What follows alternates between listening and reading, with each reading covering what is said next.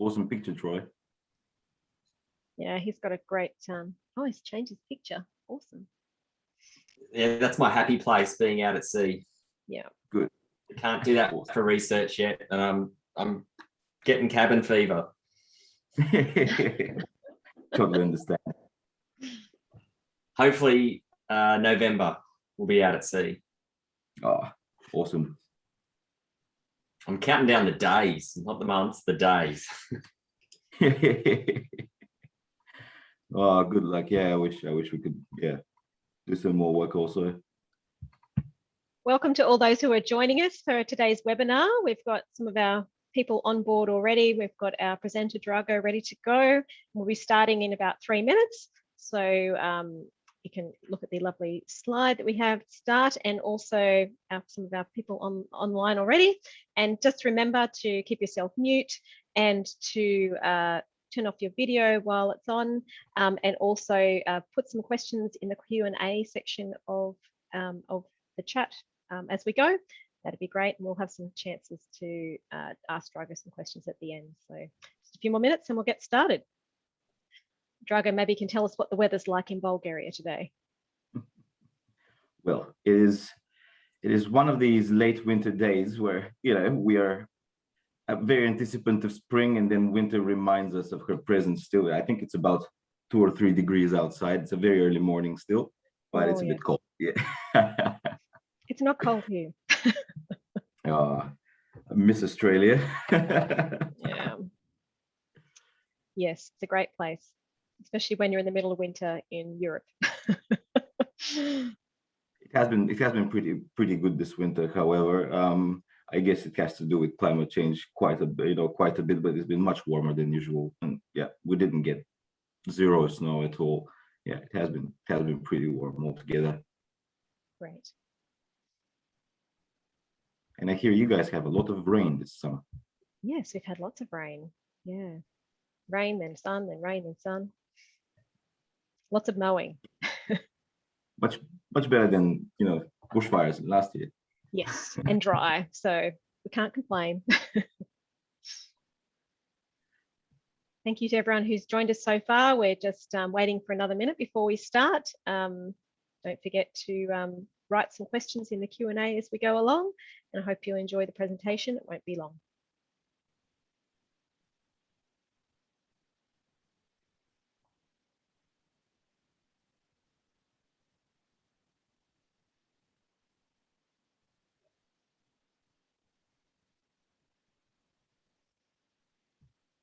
We need some background thinking music, don't we, Drago? Bulgarian music. Okay, well, it's 5 o'clock. Thank you all for joining us today. I'm Fiona Mackay. I'm here on behalf of the Hunter Environmental Institute Committee, who are hosting this webinar. And as we gather together virtually today, I would like to acknowledge the traditional custodians of the land on which we live and work. For those in Newcastle, this is the Awabakal people. Today, we not only have participants from Newcastle and across New South Wales, but also from Bulgaria, where our speaker is, where it's currently, I think, 8 o'clock in the morning and 2 to 3 degrees. So thank you, Drago, for joining us so early in the morning. So we welcome all of you who are watching live, or if you're watching the recording later. This webinar is brought to you by the Hunter Environmental Institute.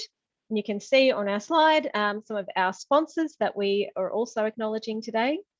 HEI was established in 1988 to provide a forum for the interaction of people working in environmentally oriented fields in the Hunter region. HEI is a non-profit organisation managed by a committee and operating under a formal constitution. Our major events are regular seminars or webinars like we're having today, featuring presentations by guest speakers or panels on a specific issue with a broad range of environmental topics. Just a reminder that HEI annual memberships are now due, and memberships are available for corporate members, individuals and students, and helps to cover costs of seminars and sponsorship and scholarships for students through universities. If you're interested in getting involved with the committee or have suggestions for future events, contact us via Facebook or by the website. Or just sign up for our newsletter for notifications of upcoming events. We would like to extend our thanks to the University of Newcastle, who is hosting this webinar, and to Troy and the others in the background who are helping us make this all happen, and to our gold corporate sponsors, Umwelt and NGH. So today I have great pleasure in introducing our speaker. I'm going to move the slide. Here we go. And we're presenting on Secrets of the Black Sea. We'll be hearing from Dr. Dragomir Garbov, who is one of the researchers of the Black Sea Maritime Archaeology project, also known as the Black Sea Map. He's coming to us today from Bulgaria. Dragomir holds a BA, MA and a PhD in archaeology from the new Bulgarian University in Sofia, Bulgaria. Between 2013 and 2017, he worked in the Centre for Underwater Archaeology in Sozopol in the Ministry of Culture of Bulgaria, where he is now an associate researcher. His current academic interests are focused on wooden shipbuilding and seafaring in the golden age of sail, maritime connectivity, and coastal and maritime human landscapes.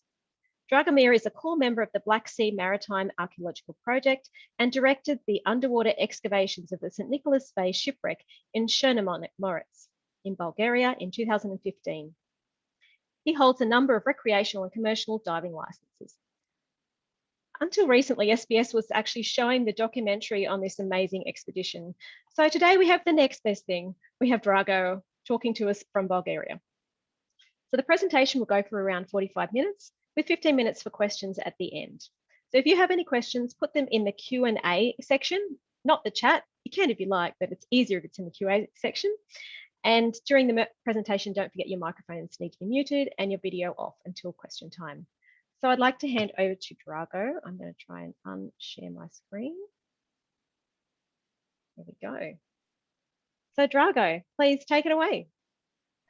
Thank you, Fiona. I wish to thank the organizers for inviting me to present here. It is an honor and a pleasure for me to be able to present the results of our work on behalf of the Black Sea Maritime Archaeology Project funding body, leaders, and team. I will share my screen just now.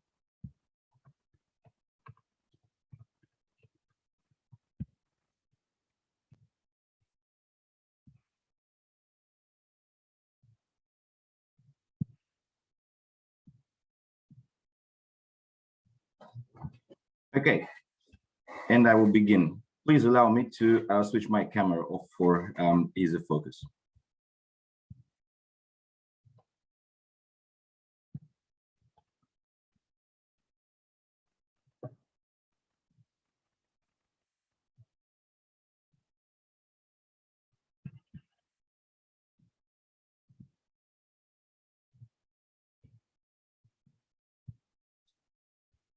All right, I seem to be unable to do it at this stage, so I will go on with the presentation.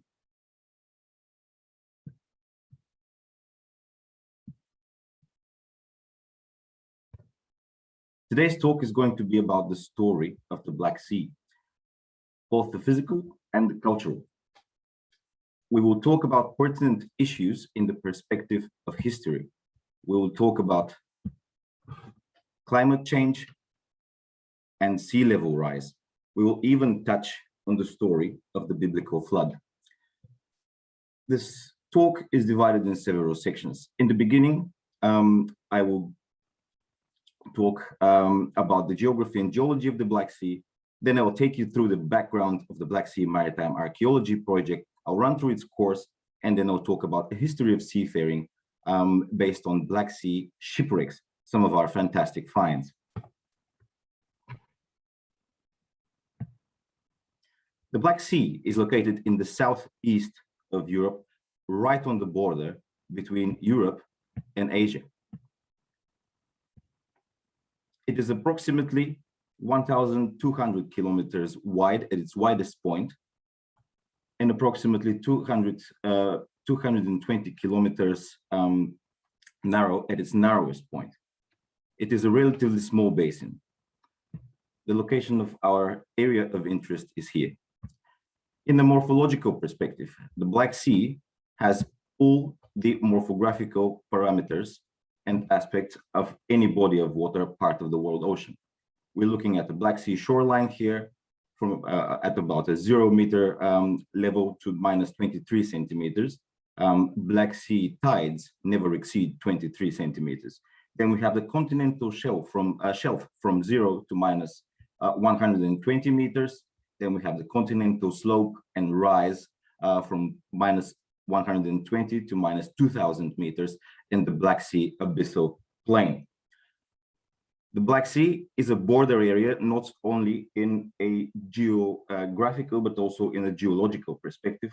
A major fault line runs between Europe and Asia just here on the northern coast of Turkey. The Black Sea can be divided in two main basins, western and eastern, divided by the so-called Andrusov Ridge, which runs along the bottom of the Black Sea. Compared to its peers or similar basins, we can see from this diagram that the Black Sea is quite deep, where the Baltic is about 450 meters deep. The Caspian Sea is about 1,000 meters deep, and the Black Sea is about 2,200 meters deep, quite deep for its size. But what is most unique of the Black Sea is the composition of its water.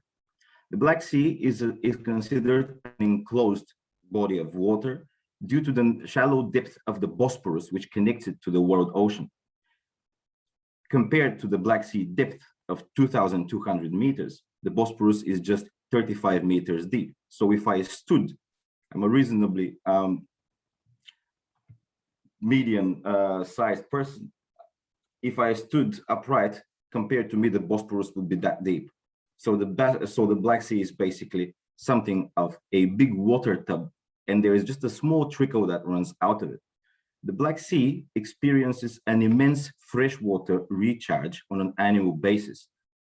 We're talking hundreds of millions of cubic tons of water being poured by 5 of Europe's largest rivers into the Black Sea on a constant basis. These are the Dnieper, the Dniester, the Bug, the Prut, the Kuban, and most importantly, the Danube, Europe's largest river. This contributes, together with the enclosed nature of the Black Sea, of a unique environment. Fresh water is lighter than salt water. So fresh water that runs into the Black Sea needs to flow out. Fresh water is flowing out through the Bosporus at a reasonably fast current of almost 5 knots. According to the laws of physics, however, there is a counter current along the bottom of the Bosporus that brings in salt water from the Mediterranean into the Black Sea. Being heavier than fresh water, salt water gets sent right to the bottom of the Black Sea and becomes capsulated by fresh water above it. Slowly, it loses its oxygen and becomes deoxygenated. Beyond 150 meters depth, the Black Sea is anoxic. So basically, in the Black Sea, we have two very separate and very different layers of water. From 0 to 150 meters, we have water that is reasonably brackish, approximately 17% salinity. And then beyond 150 meters, we have normal salt water, which is comparable to the world ocean, of a salinity of about 22%. However, there is zero oxygen. On the other hand, immense biogenic sediments exist on the bottom of the Black Sea that comprise both organic material through marine life, but also organic material brought by the rivers coming into the Black Sea. So decomposition of that contributes to a very highly sulfidic environment at the bottom of the Black Sea. The Black Sea abyss is one of the most unique environments on our planet. Low salinity levels and the anoxicity below 150 meters are key to the outstanding preservation of archaeology within the Black Sea. And this all has to do with the story of how the Black Sea came to be what it currently is as we know it. And it's all to do with the last ice age. In a nutshell, we have two completely contradicting theories as to how the Black Sea came to be the way we know it nowadays. The first theory could be called the catastrophic flood theory. According to it, approximately 8,000 years before present, as the Black Sea was still a separate water basin from the world ocean, a Bosporus sill was breached and a catastrophic flood occurred in the Black Sea. According to the second theory, which is completely opposite to that, The Black Sea is the product of freshwater transgression, or at the end of the last ice age, the Black Sea lake, as it was called, got gradually filled up with fresh water and then peacefully connected to the world ocean. But let's imagine that visually. This would be a theoretical cross-section through the world ocean. So we can see the Atlantic here, the Straits of Gibraltar, the Mediterranean Sea, the Dardanelles, the Marmara Sea, the Bosporus, and the Black Sea. All right. Now, during the last glaciation, the Earth cooled down and global sea levels began to drop. At only minus 35 meters, the Bosporus dried out and the Black Sea was isolated.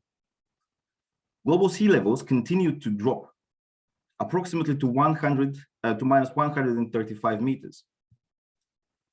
While some outflow was postulated by some researchers, the cooling climate will have choked this off. So the river flow to the Black Sea would have decreased as the world's ice caps captured more and more water. At this stage, the evaporation of salt water, which is faster than that of fresh water, would have engaged, and the Black Sea would have lost, some researchers say, to about 45 meters of water depth, which would have exposed approximately 25,000 square kilometers of land. Other researchers say, and which is more likely, that the Black Sea would have sea level would have dropped to approximately minus 110 meters from its current level, by which time approximately 100,000 square kilometers of land would have been exposed. Human populations in the region would have taken advantage of this. Now, this is the crux of the story. Post the last glacial maximum, global sea levels began to recover. And here are the two theories. The catastrophic theory postulates that a Bosporus sill was breached and then the Black Sea flood occurred. It was such a rapid event that it even left a lasting impression in the cultures of societies around the Black Sea, sparking the myth of the biblical flood. But what if it was the opposite? What if by the end of the last ice age, freshwater transgression would have already filled the Black Sea to a significant level, maybe even faster than the world ocean, and there was a peaceful connection? Why is this so important to archaeology? Well, you see, at this time, the Black Sea, and particularly its western coast, was a rather busy place. It was a stepping stone in one of the most important processes in human history, the travel of an idea, the Neolithic Revolution, or the domestication of animals and crops, which basically made us who we are. Along the western Black Sea, this is an incredibly rich archaeological period characterized by large multi-layered settlements with architecture sometimes in 2 stories. This is a picture of one of the principal archaeological sites of the area excavated in the 1930s. This is an 18-meter cross-section of stratigraphy to prehistoric settlements, each on top of each other. This is a human here. We can see some examples of the rich cultures that inhabited the Black Sea at the time of this supposed flood. Furthermore, in the next period, the Western Black Sea saw what is called the Varna Chalcolithic phenomenon, as prehistoric cultures along the Black Sea coast gradually discovered copper, and with it gold. They created what is described by some as the first European proto-civilization, or a culture of people living in fortified settlements 6 millennia before Christ. We can see some of the amazing flint blades produced by this culture. These are more than 40 centimeters long flints. And we also can see the famous grave number 85 from Varna, which represents a high-ranking person who is covered in gold from head to toe. Was this a proto-king? And then came everyone else, the Thracians, the Greeks, the Romans, the Byzantines, the Bulgarians, the Ottomans. Everybody lived on the coast of the Black Sea and interacted with the Black Sea in various ways. So this was the main point of the Black Sea Maritime Archaeology project. Both theories as to the emergence of the Black Seas, while completely contradicting, have one thing in common. They work with very small amounts of information. And our purpose was to achieve enough information in order to answer the question of the story of the Black Sea. The Black Sea Maritime Archaeology project was funded by the Expeditions and Education Foundation in the name of the Julia and Hans Rausing Trust. The main partners were the Bulgarian Center for Underwater Archaeology, the Center for Maritime Archaeology in the University of Southampton, Bulgarian Academy of Sciences, University of Connecticut, the Maritime Archaeological Research Center in the Södertörn University in Stockholm, the Hellenic Center for Maritime Research in Athens, and the Marine Survey Company MMT from Sweden, which provided us with their equipment. The project's infrastructure consisted of 3 teams under a board of directors. It was a science team that dealt, of course, with the scientific issues, an education team whose purpose was to affiliate and associate children from disadvantaged backgrounds to science. We had school children with us on board on various occasions, and a documentary film, the Black Sea Films studios that created the documentaries as shown on SBS. The leaders of the science team were some of the foremost scientists in their fields, in the fields of maritime archaeology, currently in Europe and the USA. The co-principal investigators were Professor Jonathan Adams from the University of Southampton and Professor Kristina Angelova, director of the Bulgarian Center for Underwater Archaeology. The project aims were formulated as broad as possible because the ambition was big. Our main task was to define the chronology and process of Black Sea inundation, or to answer the questions, what happened, when did it happen, and how did it happen? Based on that, we wanted to assess human response to environmental change. Last but not least, we were looking for remains of maritime connectivity, including submerged settlements and shipwrecks. Now, the Black Sea Maritime Archaeology project commenced in 2015 with a geophysical survey along the southern Bulgarian Black Sea coast, within the Bulgarian territorial seas, contiguous zones, and exclusive economic zones within the Black Sea. It's important to note that the Black Sea has no international waters. We were using the survey vessel of the Hellenic Center for Maritime Research, the research vessel AGEO, for deep water surveying, and we used the Bulgarian shallow water survey vessel Nomad for shallow water surveying close to shore. We used an array of geophysical methods in order to determine the seabed configuration and composition and designate areas for a coring campaign on the next years. Within the next years, here we see a correlation of data from several different sources. For information, the Black Sea coast would be somewhere in the back here. We're looking at the Black Sea shelf and the Black Sea continental slope. Here, the white lines represent the tracks that the vessel had steamed along. This digital elevation model was produced via multi-beam echo sounder, and correlated with it, we have cross-sections for sub-bottom sediments achieved by a single beam sub-bottom profiler.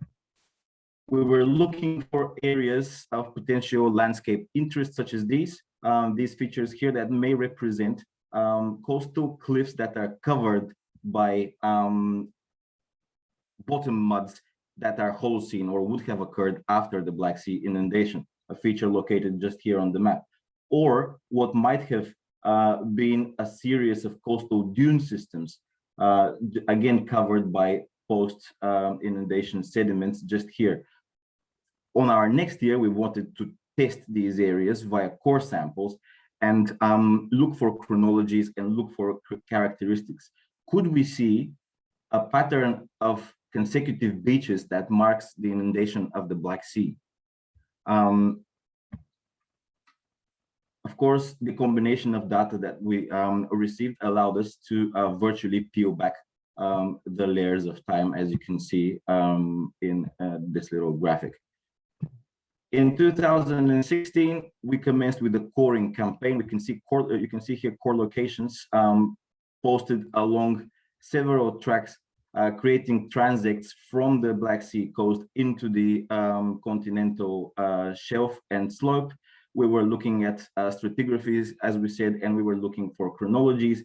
We used the Norwegian survey vessel Strill Explorer, a fantastic ship pro with the best platform to do such kind of work. And we also used the Bulgarian Black Sea vessel Nomad, which continued surveying in the shallow waters areas that are really difficult to navigate. These are some images from the coring campaign. We used a 7-meter vibro core.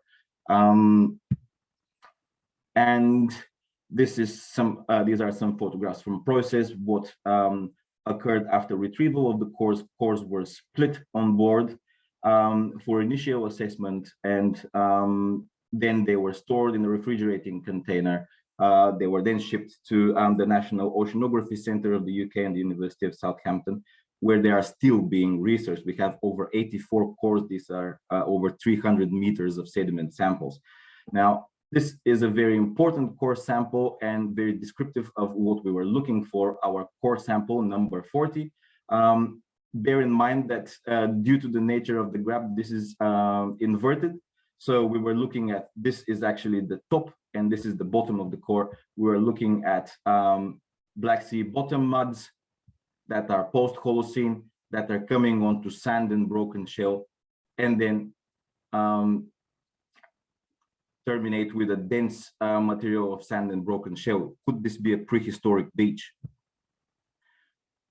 Data processing occurred for the main part between 2016 and 18, but is still ongoing. A number of processes were initiated in Southampton aimed at identifying, as we said, datable materials, but also looking at environmental data from pre-inundation and post-inundation. We were looking at the question if we could trace the conversion of the environment from a freshwater environment to a saltwater environment based on, for example, mollusks and microfossils of diatoms and forams, etc.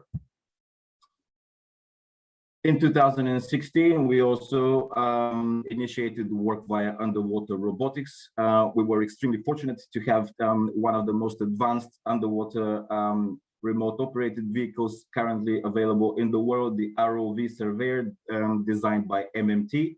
This ROV carries on board all geophysical equipment necessary for underwater surveying, including side scan sonars, multi-beam echo sounder, a sub-bottom profiler, an underwater 3D laser scanner, and a set of cameras for photogrammetry. The way this machine works is that it's being deployed from the side of the ship, and then the ROV pilots take command and fly it along predetermined tracks, and basically the ship follows, much as a person walking their dog.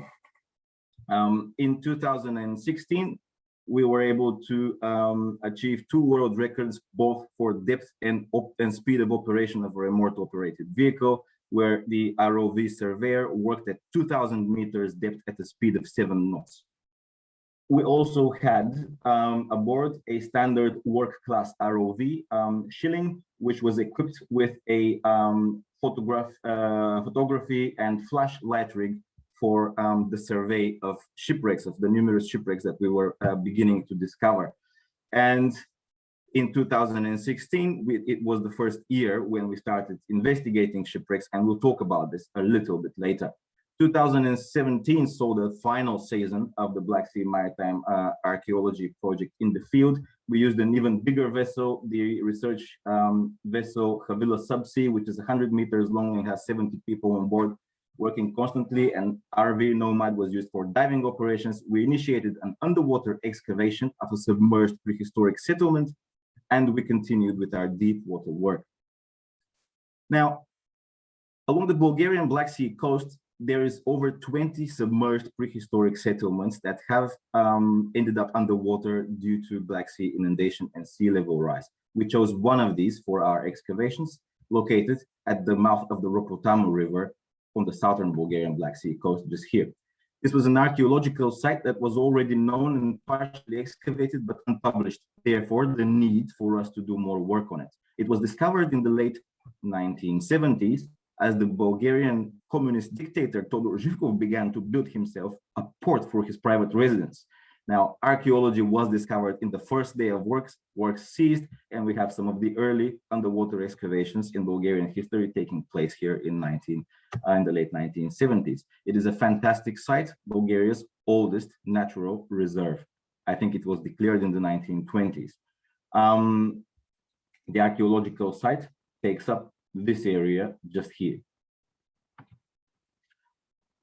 After an initial geophysical investigations, we laid two 5 by 5 meter trenches and began excavating. Currently, after 4 years, we have over 150 meters of open area excavation going on underwater at the Bay of Ropotamo. Here you can see the location of trenches as compared to the local landscapes.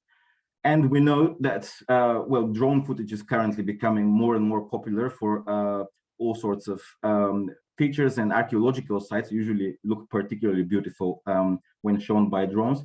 Well, this is what an underwater archaeological site looks when it's pictured by drones. We just see some bubbles. What we needed to do here is enhance our imagery a little bit more in order to be able to show what we are doing. Here we can see the two trenches that we're working on. Our two work platforms, main work platforms here, two boats carrying water pumps, powering two dredges per trench. So for a workday of 8 hours, we had constantly two archaeologists working in shifts, of course, in each trench. These are some images from the underwater excavations and some of the first applications of low visibility photogrammetry via a rig of 6 GoPro cameras, which produced fantastic results. We found that the site, after inundation, was taken up by a harbor that functioned from the 6th century BC up to the 19th century AD. So in order to get to prehistory, we first had to get through a layer of almost a meter, consisting entirely of a harbor deposit of approximately 2 years of occupation, consisting fantastic archaeological finds. We see an anchor, an amphora, a medieval anchor, and some medieval pottery. In fact, the collection at present exceeds 20,000 exemplars and is one of the richest collections from underwater archaeology from the entire Black Sea. We can see some examples of the beautiful Roman lamps recovered from the first year, starting from somewhere in the 3rd century AD and going into the 7th century AD, just here in a chronological sort of pattern, coming from all sorts of places. This one, for example, is Egyptian. This comes from Constantinople. So yeah, quite a rich archaeological site.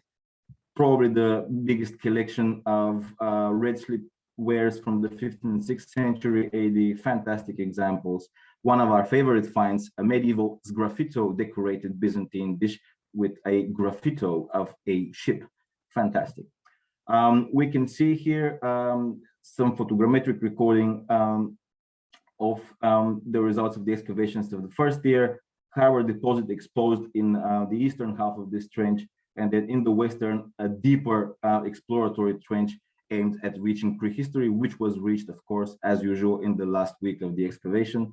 The prehistory consists of a rich Bronze Age deposit that dates to approximately 4000 BC. So far, the excavations have shown that this was a settlement that consisted of pile dwellings above probably a lake.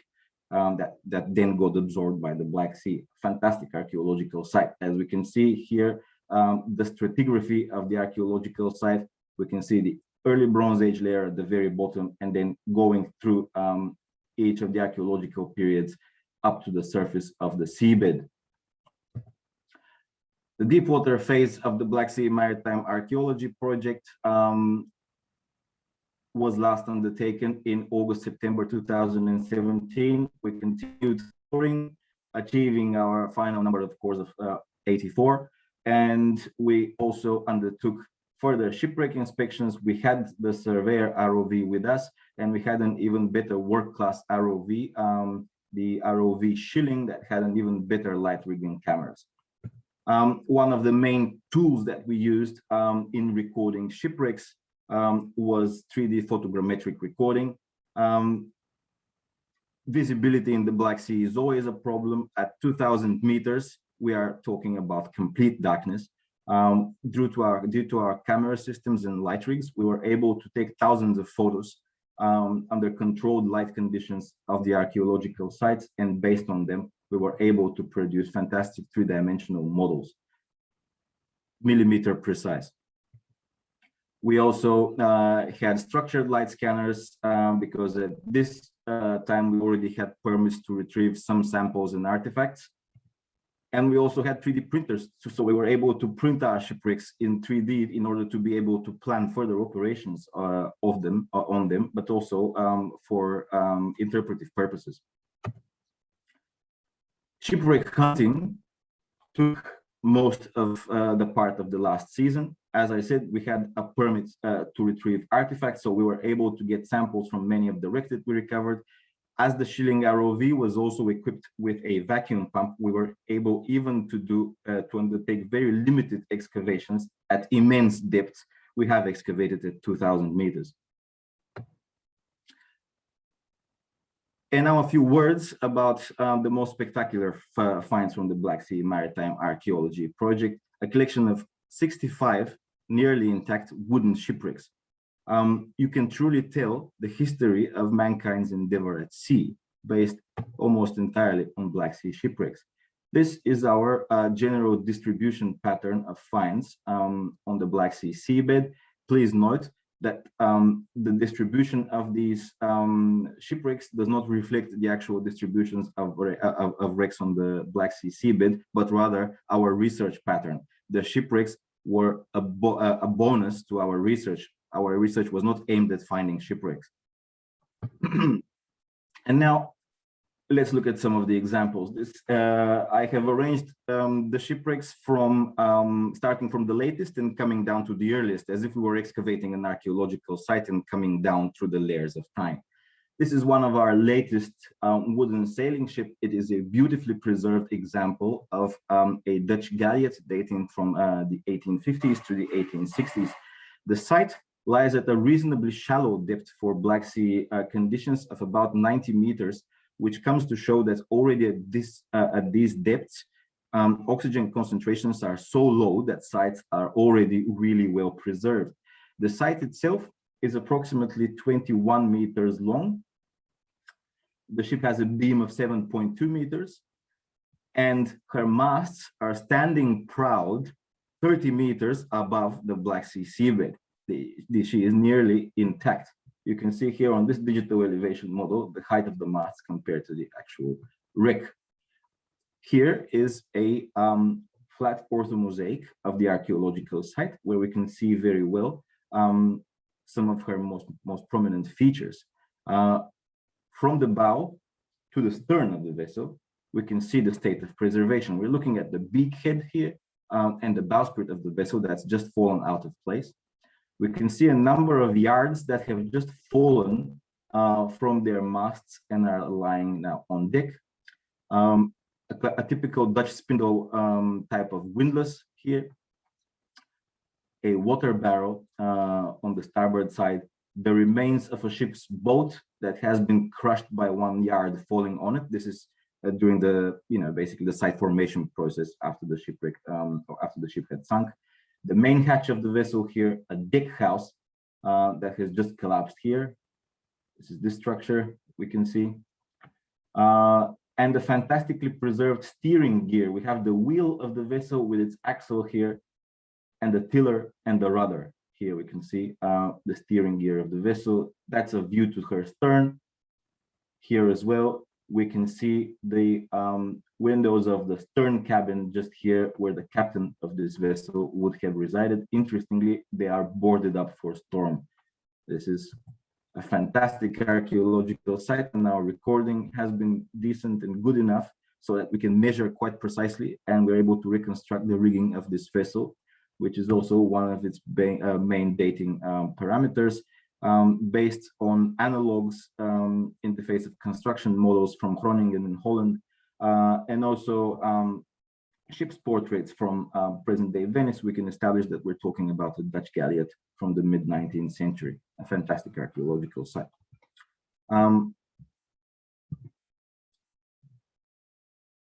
Coming back to time, this is a site from the probably first quarter of the 19th century, a bombard which is lying at 155 meters of depth, just at the verge of the anoxic abyss. A fantastic archaeological site, again, very well preserved, approximately the same size, 22 meters long, 8.7 meters of beam, quite a beefy vessel actually, in a great state of preservation. Look at the size of these masts. Here, our recording consisted of over 2,200 photographs of this vessel, and we have, again, millimeter accuracy of our models.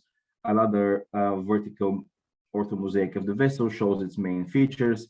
Again, from bow to stern, we can see bowsprit, yards, windlass, numerous, well, 4 anchors, which is the standard number for the period, along the vessel's sides and on her deck. A bilge pump, which is really well preserved. You can see here, you can see it here with the lever intact. The main hatch would have been just here, and then we can see the quarter deck where the stern cabin used to be. A fantastically preserved archaeological site. A front view towards that vessel shows us the extent of her masts, and also the information on the vessel's rigging. That we have a very interesting Mediterranean style Polacker rig. The largest vessel that we had discovered in the Black Sea Maritime Archaeology project is a 33-meter long 16-gun brig. This is also the only man of war that we have studied. It lies at an immense depth of 1,700 meters. Again, a very well preserved vessel. However, our photogrammetry was not as good this time due to large quantities of marine snow that were flying about. Looking at a digital elevation model of the site just here, we have over 3,600 photographs on this one, and we have achieved quite a reasonable level of recording. Very interesting archaeological site. As I mentioned, the only man of war. She has 4 guns that are currently still in situ in their gun ports. We can see one on the starboard side, one on the port side here, one just right next to it here, and a 4th one just in this area. You can see the gun here. Note the marine snow. Look how the site looks as if it has been snowed on. This is the organic sediment that I had talked about previously. That is very characteristic for the Black Sea and creates this sulfuric environment at depth. Also, fantastically preserved archaeological site. Just look at the companionway here, the companionway hatch to the vessel's forecastle. Again, cannons here completely covered by marine snow. In terms of parallels, we have very good iconographic parallels of this vessel. There is a strong French tradition in its construction. Nevertheless, the closest parallel we have is a aquarelle or a watercolor by Antoine Roux, which is entitled Ottoman Brig High and Dry, Ready to Undergo Refitting. We think this is something that was very similar to the vessel that we had studied. And speaking of Ottoman seafaring, this is probably our largest database. We have over 30 vessels that represent the Ottoman age, a fantastic catalog of Ottoman seafaring. All of them have very similar characteristics. They are usually double-ended, have 1 or 2 masts, and hybrid rigging. This is a good example of what I'm talking about. A depiction by Admiral François Edmond du Paris, who is the founder of the French Maritime Museum in Paris, a prolific draftsperson and historian, but also a very famous navigator. A typical Ottoman vessel from the Bosporus, according to him. Its absolute analog was discovered by the Black Sea Maritime Archaeology project at a depth of about 360 meters, incredibly well preserved.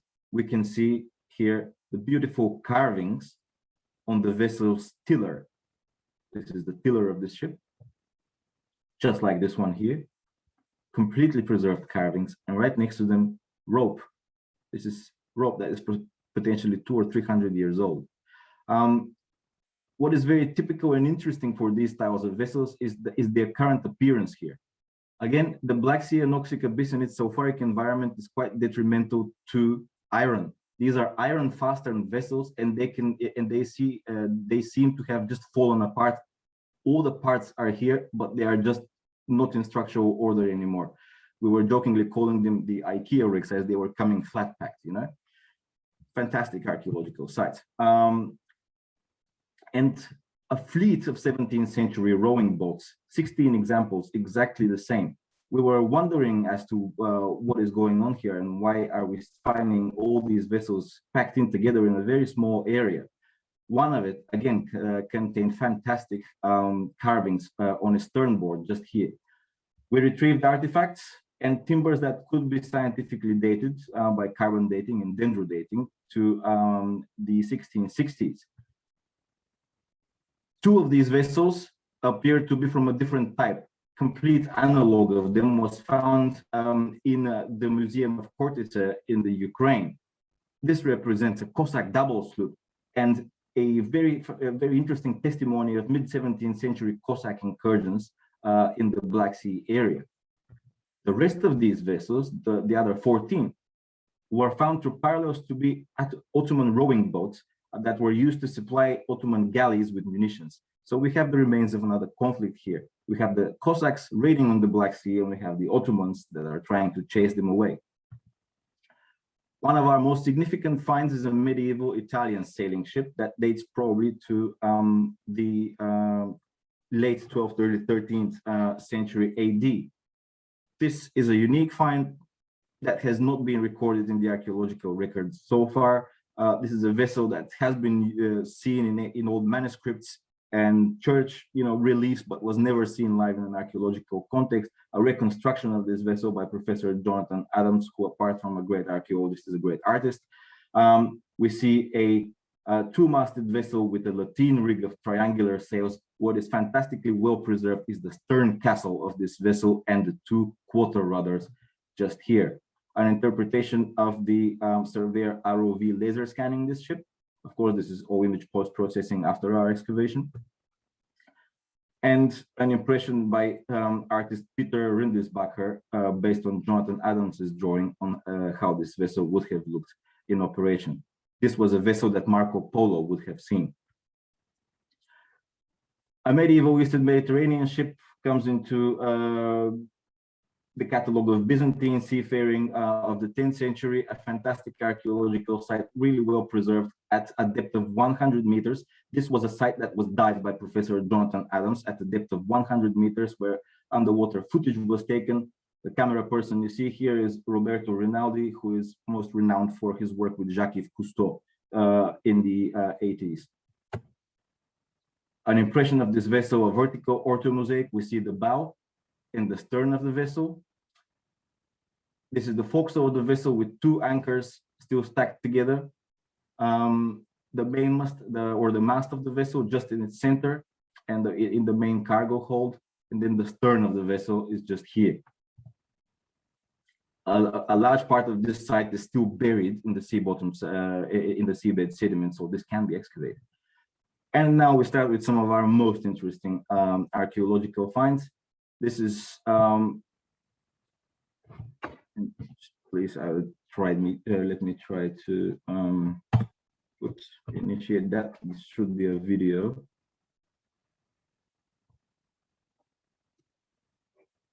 Okay.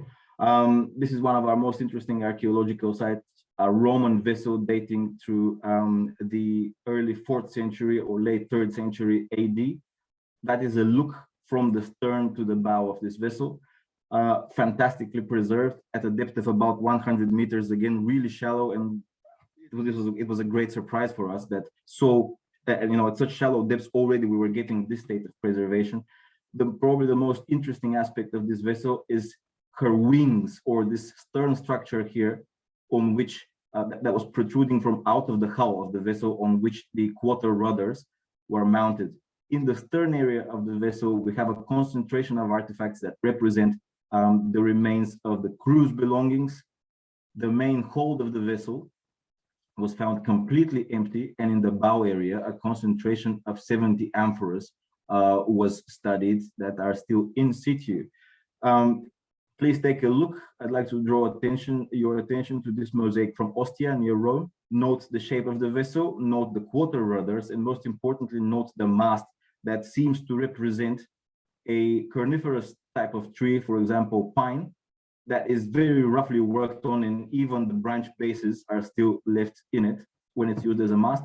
The exact same mast was found in this vessel here. You can see a pine trunk with all the branches still there that's broken off from here.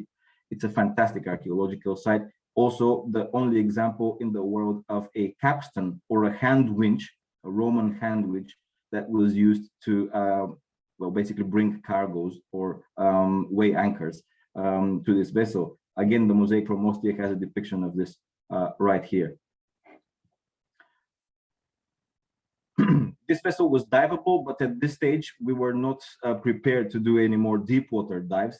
However, we had the vacuum pump and we had the permit to retrieve artifacts. However, the problem with ROVs is that the manipulator arms are very strong and have no feeling. So you are risking of crushing any item that you're trying to pick up, particularly items as fragile as ceramics, with the ROV manipulator arm. So we had to experiment. And with the board engineers, we developed a very serious engineering solution using the vacuum pump of the Schilling ROV and a toilet plunger, where we were able to basically suck and bring up a number of artifacts from this vessel with absolutely no threat to them. We can see an assemblage of artifacts that has arrived from this vessel. This is an amphora from its cargo. As I mentioned, it comes from the late third, early 4th century, and its origin is the western shore of Asia Minor, present-day Ephesus. The rest of the items come from the crew's possession. They are represented by 3 vessels that are oil and wine carriers coming from the same region, and most interestingly, a single amphora here that comes from the southern coast of the Black Sea. So we can start to reconstruct the pattern of seafaring of this vessel before its final wrecking in just this area here. Another Roman vessel, we have altogether 4 of them. This is at a great depth of 1,980 meters. It has been the C14 dated in a broader date between the late 1st and the early 3rd century AD. Again, a really well preserved archaeological site. This is her bow and this is her stern. You can see a number of cross beams that would basically add transverse stability to the vessel, and we can see the wings again, the beams between which the quarter rudders of this vessel are lodged. A very well preserved archaeological site, very obscured by marine snow. We couldn't see much on it. And possibly one of our most significant findings, a completely preserved or nearly intact Roman ship dating from the somewhere between the middle of the 1st and the middle of the 2nd century AD, based on C14 dating. This archaeological site, you can see, is completely intact. The mast is still standing, and the 2 quarter rudders of this vessel is still completely in situ, even with their tillers. What is very interesting to note here is that is the difference of preservation between this site and the Ottoman wrecks that we saw previously.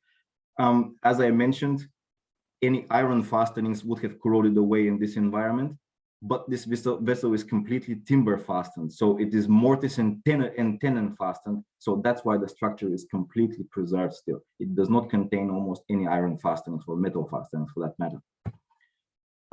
Another view to this archaeological site, we can see the stern with the tillers of the rudders, the mainmast, a awning structure over the cargo hold, and the main yard fallen just in front of the main mast.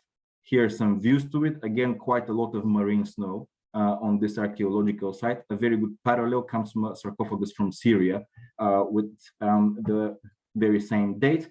And of course, one of the most spectacular things to be seen here is that we have quantities of Roman rope still preserved on this vessel. An amazing archaeological site. Unfortunately, too covered by marine snow, we weren't able to observe anything in its hold, or did not find any removable artifacts that we could take out for further analysis and interpretation. And certainly historically and archaeologically, our most significant finding for conclusion with the wrecks, this was described by Jonathan Adams in our documentary as the time where features start to ring bells. Looking at this archaeological site for the first time in front of the monitors, we couldn't help thinking about the famous Siren Vaz, which is a 5th century Greek water vessel called a Stamnos, now kept in the British Museum, depicting Odysseus as bound to the mast of his ship, trying to resist the song of the sirens. Just note the obvious similarities. The sweeping stern here, the quarter rudders, the straight bow of the vessel, just here, the location of the mast in the first quarter of the vessel, just here, the interesting forecastle structure, just here as depicted on the Vaz. Even the thwarts or the benches of the oarsmen are the same number. Were we looking at the classical Greek ship? We had to excavate. We had very few, probably here is a good place to note that we had very few time. We were very time limited and time constrained in our work at depth. Because of the sulfuric environment of the Black Sea, damages to the ROVs were immense, and every 40 minutes of work we needed to retrieve the ROVs and clean them. So each archaeological site that we visited, we've accumulated just several hours of work on them. So as we had so little time to work, we needed to pick up the best area to clean up very quickly and have a bit of a second look and select some good samples for further testing. So we aimed for one of the quarter rudders, as we knew that we had currently accumulated one of the best catalogs of quarter rudders through history from antiquity to the Middle Ages, and we did a little excavation there. You can see the process of excavation here, where the manipulator arm of the shilling ROV is being used to hold the hose of a vacuum pump, not even touching the archaeological site. It just vacuums away these seabed sediments. And here a recording, this is all photogrammetry of the excavation. We can see the very characteristic and typical blade structure of this quarter rudder that is very, very descriptive of ancient Greek origins. It has many parallels in Greek iconographies. Again, note the shape of the rudder blade on this vessel. In the Roman periods, they're rounded. This is flat. This is pretty much the exact same blade. Of course, a little bit later, our information, archaeological observations were confirmed through C14 dating. The ship dates, according to scientific analysis, to the late 5th and first half of the 4th century AD. So basically, probably just before the times of Alexander the Great. Fantastic archaeological site. This is a statistic of the vessels that we have discovered. Of course, the largest number of them date from the 17th to the 19th century. However, the materials from the Roman and Greek period are incredibly significant. Now, the Black Sea Maritime Archaeology project was the largest project in the world of maritime archaeology since the recovery of the Mary Rose. And I was wrong here. It's 6 years of research to date, over 100 days at sea, 120 days spent underwater so far, excavating 2,000 square kilometers of geophysical survey and 400 meters of geological core samples. But what happened with the story of the Black Sea? Well, just a reminder, there was the catastrophic flood theory. Did the biblical flood ever occur? Well, our data does not support that theory. We have been able to achieve a strict chronology based on this core that I previously showed, core number 40. We have a strict chronology based on paleomagnetic evidence C14 and tephra that testifies for a very slow conversion process from freshwater to a saltwater environment in the Black Sea. This would have taken thousands of years and probably would have begun long before the end of the Ice Age. And at the time where the Black Sea flood is postulated, would have probably already been achieved. So according to the Black Sea Maritime Archaeology Project's data, the Black Sea in its current form is the result of freshwater transgression. The Black Sea Maritime Archaeology Project is the product of successful collaboration between a number of institutions with an overarching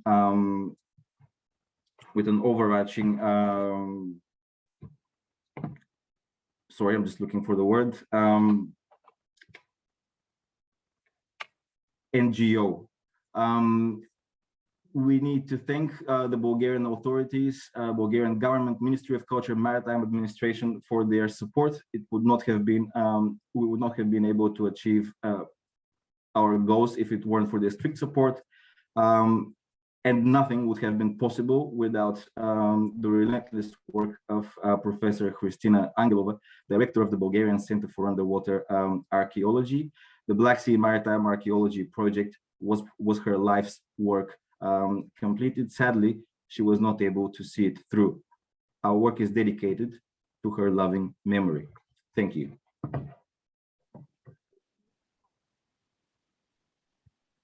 Thank you so much, Drago. That was so interesting. I did not want to interrupt you for 1 minute because there was so much interesting information to take in.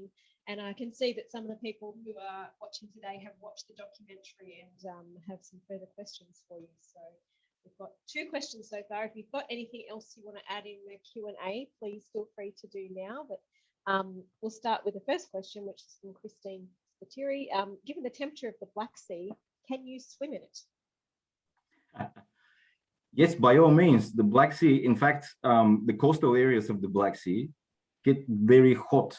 So in the height of summer, the water temperature in the Black Sea is above 25 degrees. So it's much warmer than the ocean in New South Wales, for example. Yes, definitely, you can swim it. Yeah. In the winter, though, it gets really cold because of the brackish nature of the water.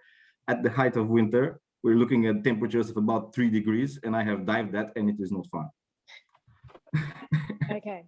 Thank you very much. Okay, so our next question's from Greg Heathcote, and he was asking, in the documentary on SBS, it was revealed that the apparently good state of preservation of Black Sea shipwrecks is illusory.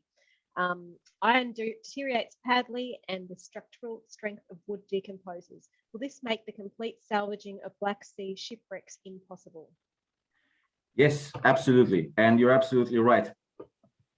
Archaeologists refer to these vessels as nearly intact because they are nearly intact compared to the rest of the archaeological record from the world ocean. It is the Black Sea has this environment. So basically the Black Sea environment can be partially replicated only in the Baltic and in the Great Lakes in the United States. In the Baltic and in the Great Lakes, the Teredo navalis mollusk that devours timber does not exist, and that's why timber wrecks are nearly intact or illusory preserved in their entirety.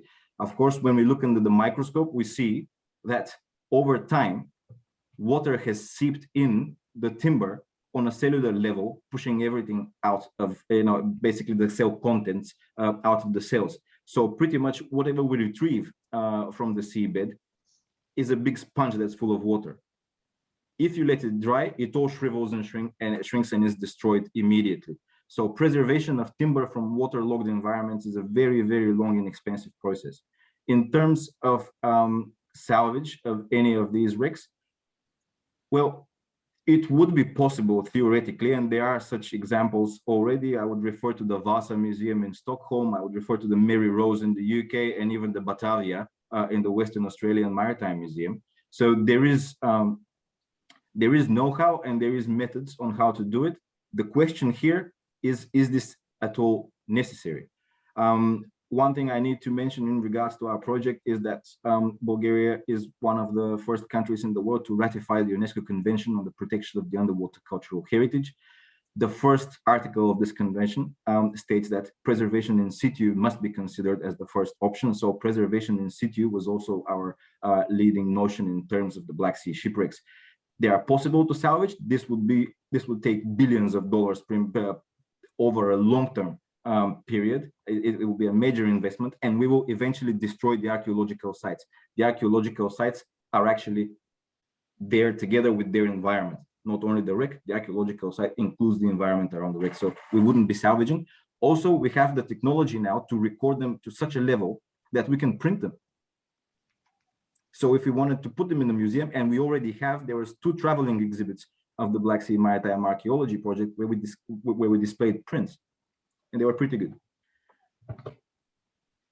I hope this answers your question, Greg. Yeah. I have seen the Vasa in Stockholm, and it's amazing. It's huge. It's just phenomenal to see in all the items. But seeing also 3D prints and seeing the images from your expeditions is also amazing. So it's great to be able to see. Another question here from Ian Gregson. Can you tell why the ships sank?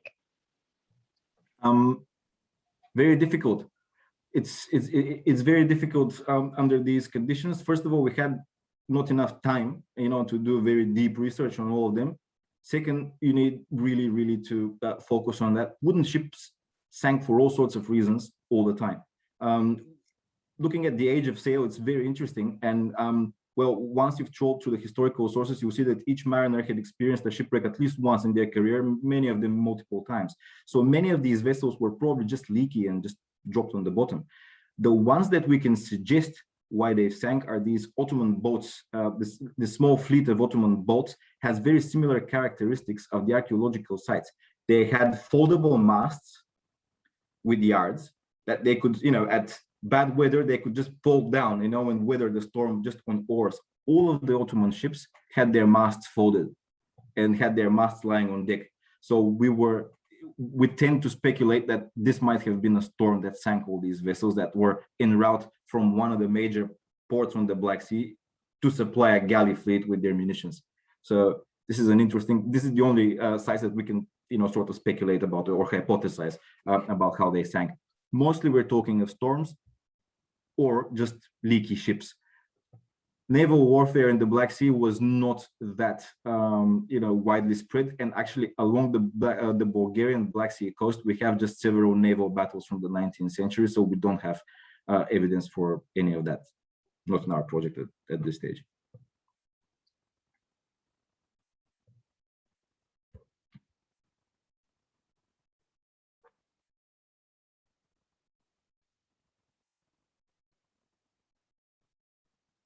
Thanks, Fiona. I think you're muted. Sorry. I was trying to be so good and turn it off. Paul just said there's no question, but thank you for such a wonderful presentation, fascinating subject matter, so well presented and wonderful visuals. Very interesting response to question on preservation, and thank you. Thank you, Paul. Thank you. I don't think there's any other questions, and we have just gone past 6 o'clock, so which is probably 9 o'clock your time. But just wanted to thank Drago for his wonderful presentation. It's been so interesting, and I'm sure lots more people will be watching the recording, and as some of us share what we've learnt today and some of the interesting facts that we've learnt. So I'd like to thank Drago, but and hope we can see you back in Newcastle very soon, because that is where you live. But thank you also to the University of Newcastle for hosting our webinar today, and to the HEI committee for their organisation of the event. I'm going to share my screen with my little stuff if I can find out where to do it.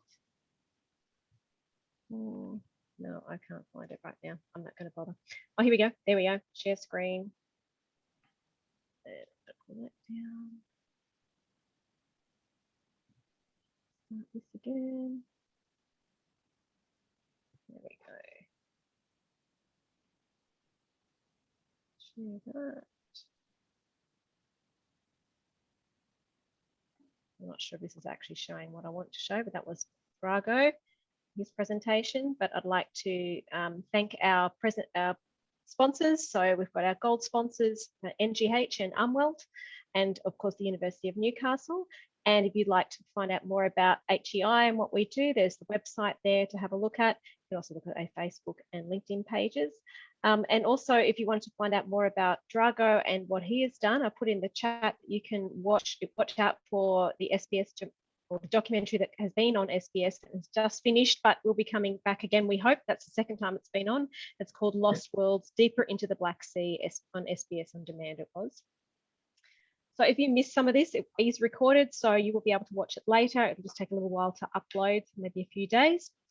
And I'm pleased to announce our next webinar that we'll be having, which is in April, and it's going to be on the EPA's role in managing contaminated land in the Hunter region. It'll be presented by Adam Gilligan, who is the Director of Regulatory Operations for the Regulatory Operations Metropolitan Division in New South Wales EPA. And we'll give an overview of the EPA's regulatory role and discuss some of the key challenges and successes in managing legacy contamination in an area with a significant industrial legacy like the Hunter region. Sites discussed will include the former Pasminco smelter at Lake Macquarie, Williamtown PFAS contamination, and gasworks remediation sites in Newcastle. The link is available soon on the HEI website. It's all set up, but we just haven't got the link as yet, but watch out for that. And of course, you can go back and look at any of our other presentations, like the water quality one that we did last month with Council on the Haven, Terrigal and water quality objectives, and any of our other seminars. If you're interested in getting involved in the committee or have suggestions for events, please contact us. And just a reminder that annual memberships are now due. So if you want some more information, just contact us. Thanks everyone for joining us, particularly to Drago and for his wonderful presentation. And we hope to see you at the next webinar. Thanks everyone. Thank you.